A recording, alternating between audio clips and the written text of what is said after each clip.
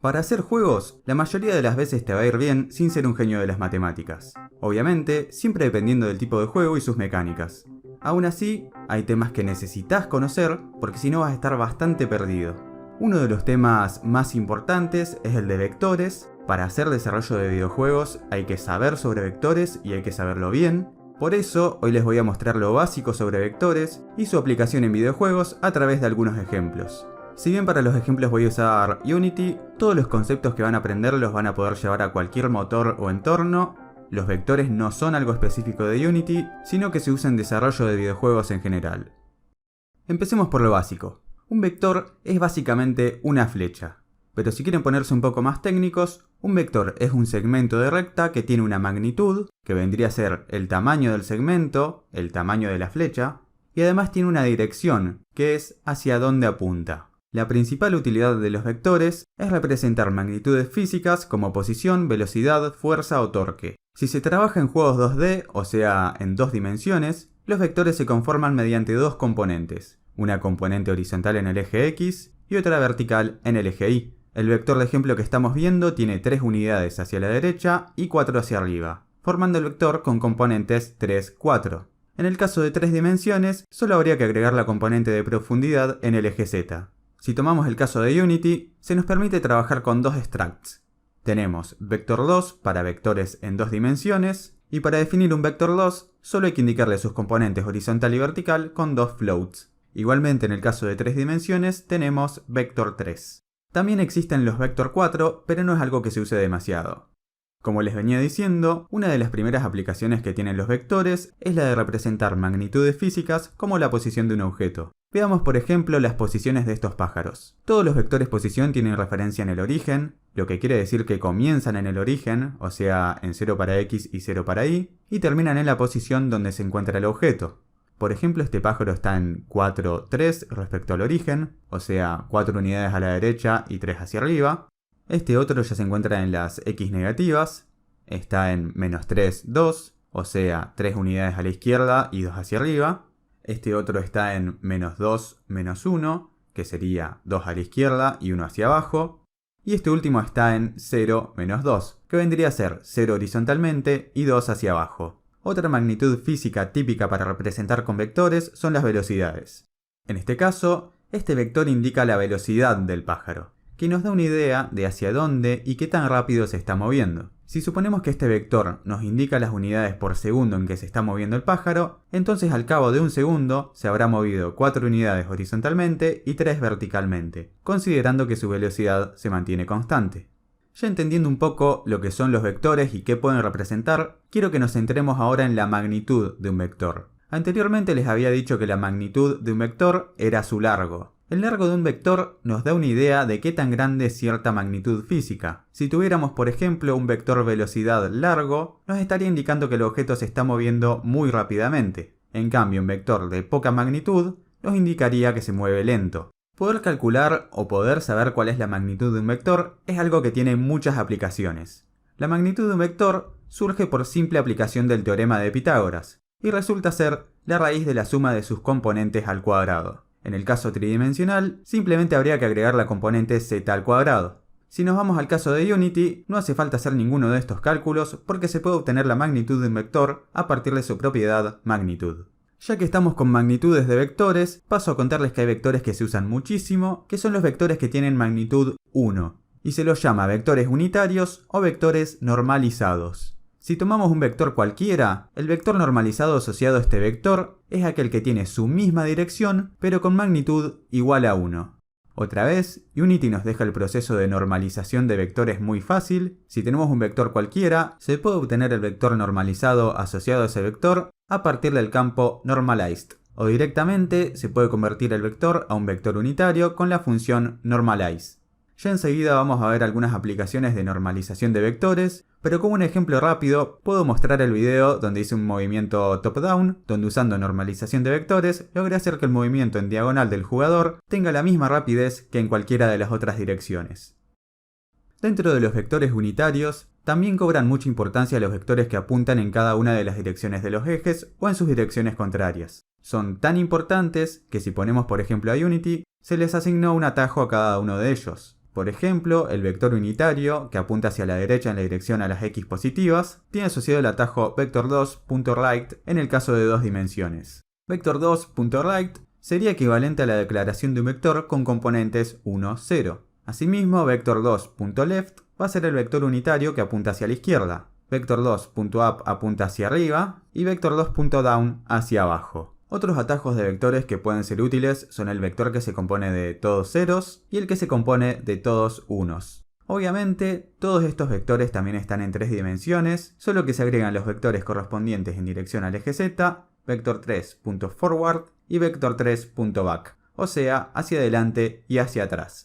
Pasemos ahora a ver las operaciones más básicas con vectores y algunas de sus aplicaciones. La primera operación que se les puede venir a la cabeza es la suma. Para sumar vectores, simplemente se suman sus componentes. Si tengo un vector con componentes 3, 2 y otro con componentes 1, 2, la suma de estos resulta 3 más 1 para la componente en x y 2 más 2 para la componente en y, resultando un vector con componentes 4, 4. Si lo vemos gráficamente, el vector suma va a ser el vector que resulte de colocar los dos vectores uno a continuación del otro. La aplicación más típica de la suma de vectores es la de cambio de posición y movimiento de objetos.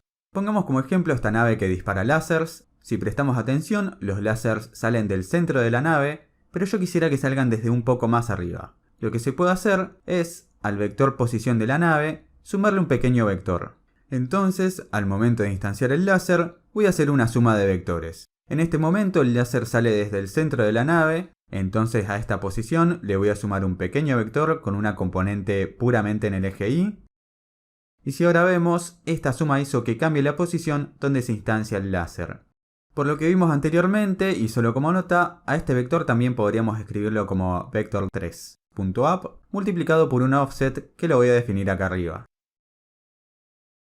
Otro ejemplo súper típico de la suma de vectores es cuando se hace un movimiento independiente del framerate en el método update. Esto hace que un objeto que tenga ese script se mueva a una velocidad constante hacia la derecha. Básicamente, lo que estaría pasando es que en cada frame, al objeto se le estarían sumando pequeños vectores con componente puramente horizontal hacia la derecha, logrando ese movimiento suave. Pasemos a ver la resta de vectores. Restar vectores funciona prácticamente igual que la suma, solo que en este caso vamos a restar los componentes. Si tenemos otra vez los vectores con componentes 3, 2 y 1, 2, la resta resulta 3 menos 1 para la componente x y 2 menos 2 para la componente y, resultando en el vector con componentes 2, 0. Lo más interesante que hay para observar en este resultado es que si lo vemos gráficamente, si se resta un vector a con un vector b, se obtiene un vector que va desde b hasta a. O sea que un objeto b podría saber en todo momento dónde o en qué dirección se encuentra un objeto a. Y esto tiene aplicaciones inmediatas.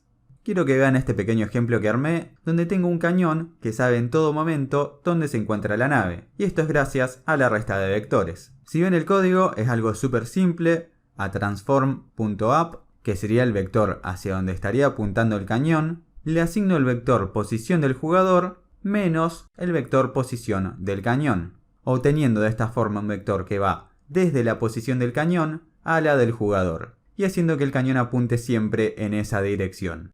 El efecto es un poco brusco, podría hacerse que el cañón vaya en forma más suave hacia el jugador, pero acá solo intento mostrar cómo funciona la resta de vectores. Si les interesa hacer que el cañón haga un movimiento más suave, podrían usar algo como el método lerp, del cual tengo un video en el canal. Quiero que aprovechemos este ejemplo para ver algunas cosas más. Para eso agregué un poco de código para que el cañón dispare balas cada 0.5 segundos. Para eso invoco repetidamente a la función shoot, que lo que hace es instanciar prefabs de una bala de cañón desde shoot position, que sería la punta del cañón. De esa bala de cañón luego obtengo su rigid body y le asigno una velocidad.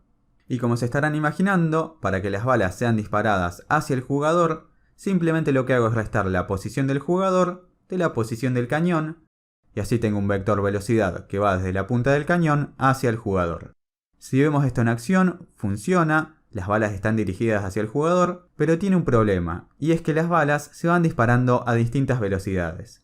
Si estamos lejos del cañón, se disparan más rápido, y si estamos cerca, se disparan más lento. Y esto pasa porque si estamos más cerca, los vectores velocidad van a ser pequeños, y si estamos lejos, los vectores velocidad van a ser más grandes. Entonces acá es donde quería llegar para darle una aplicación a la normalización de vectores. Yo de esta resta, del vector resultante, puedo obtener su vector normalizado a partir de normalized. Entonces ahora esto es un vector que apunta en dirección al jugador, pero siempre con magnitud 1. Entonces ahora lo que puedo hacer es multiplicar este vector normalizado por un número cualquiera, llamémosle bullet speed, que lo defino por acá arriba y digamos que tenga un valor de 8. Y entonces ahora la magnitud de este vector velocidad resultante va a ser siempre 8. Y las balas ahora van a salir disparadas a la misma velocidad, independientemente de si estamos cerca o lejos del cañón. Así, gracias a la normalización, se puede hacer que el cañón dispare sus balas siempre con la misma velocidad, o mejor dicho, con vectores velocidad de misma magnitud. Muy bien, con esto tenemos algunos ejemplos muy simples de resta de vectores. Otras aplicaciones que se me vienen también inmediatamente a la cabeza pueden ser el caso de una inteligencia artificial muy básica de seguimiento de un enemigo a un jugador, o el caso de disparo de pájaros en Angry Birds, que para saber en qué dirección va a ser disparado el pájaro, se puede hacer la resta entre la posición inicial del pájaro y la posición final hacia donde es arrastrado. La próxima operación que quiero que veamos es la multiplicación de un vector por un número. Indirectamente en los ejemplos anteriores ya la estuvimos usando, y es también una operación muy sencilla. Digamos que queremos multiplicar el vector con componentes 3, 2 por el número 2. Entonces lo único que hay que hacer es multiplicar cada una de las componentes del vector por 2, resultando en el vector 6, 4. Lo que pasa gráficamente con el vector es obvio, y es que al multiplicarlo por 2, el vector se escala al doble. Si este vector entonces fuera por ejemplo una velocidad, el objeto pasaría a tener el doble de rapidez conservando la misma dirección. Como un ejemplo rápido, acá tengo este Pong, donde básicamente la velocidad de la pelota aumenta un 50% cada vez que toca una de las paletas. Y esto se logra muy fácilmente haciendo uso de la multiplicación de número por vector. En este caso, lo único que hay que hacer es multiplicar el vector velocidad de la pelota por 1.5. Antes de terminar, quiero que veamos algo súper común en el desarrollo de videojuegos, que es el cálculo de distancias. Si volvemos a revisar lo que es la resta de vectores, van a darse cuenta que obtener la distancia entre dos objetos es muy fácil. Basta con restar a de b o b de a y obtener la magnitud del vector que resulte de esa resta. Traducido al caso del cañón y la nave, sería algo como esto. Hago la resta entre la posición del jugador y la del cañón, y del vector resultante obtengo su magnitud. Y para ver la distancia la imprimo por consola. Entonces ahora nos muestra la distancia del cañón hacia la nave en cada frame. En realidad, en Unity ni siquiera hace falta hacer esto para sacar una distancia, porque también existe un método distance que pasándole dos posiciones nos devuelve la distancia entre ellas. Usar este método, o hacer la resta y sacar la magnitud, es exactamente lo mismo.